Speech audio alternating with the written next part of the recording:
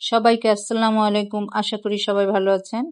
আমি আজকে চিংড়ি মাছের এত মজার একটি রেসিপি বানিয়ে দেখাবো যে এটা একবার না বানিয়ে খেলে বুঝতেই পারবেন না এটা যে এত মজা।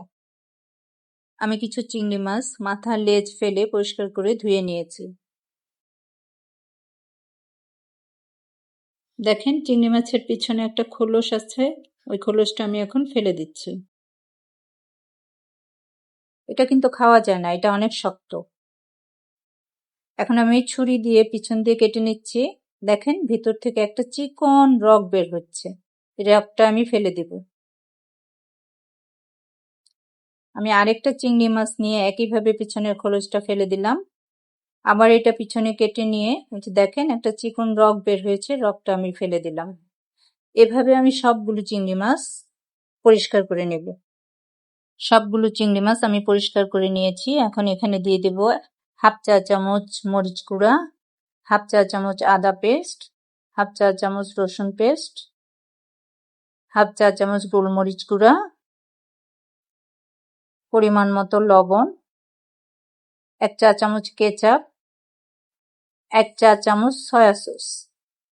এখন এগুলো দিয়ে আমি ভালো করে মাখিয়ে এটাকে 1 ঘন্টার জন্য আমি রেস্টে রেখে দিব। চুলায় একটা ফ্রাই প্যান দিয়ে তাতে কিছুটা তেল দিয়ে দিলাম। তেলটা একটু গরম হয়ে আসলে এখানে আমি চিংড়ি মাছগুলো দিয়ে দিব। চিংড়ি মাছগুলো দিয়ে এটাকে ভালো করে ছড়িয়ে দেব, যেন চিংড়ি মাছগুলো ভালো করে ভাজা হয়।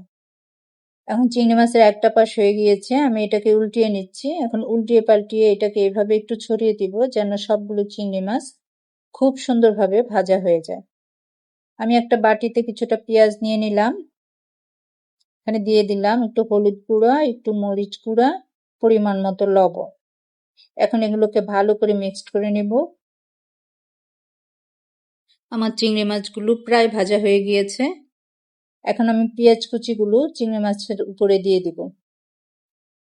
চিংড়ি মাছের উপরে দিয়ে আমি এটা ভালো করে নেড়ে চেড়ে নিব। পেঁয়াজগুলো নেড়ে চেড়ে আমি ভেজে নিব।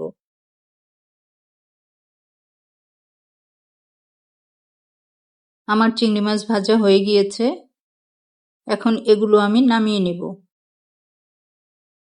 এই যে দেখেন আমার চিংড়ি মাছ ভাজাগুলো হয়ে গিয়েছে। এভাবে চিংড়ি মাছ ভাজা করে নিলে ছোট বড় সবাই কিন্তু খেতে খুব পছন্দ করে। বিশেষ করে বাচ্চাদেরকে এভাবে করে দিলে তো আর কথাই নেই। এটা পোলাও দিয়েও খাওয়া যায়, ভাত দিয়েও খাওয়া যায়। একবার এভাবে করে দেখবেন এটা খেতে কতটা মজা।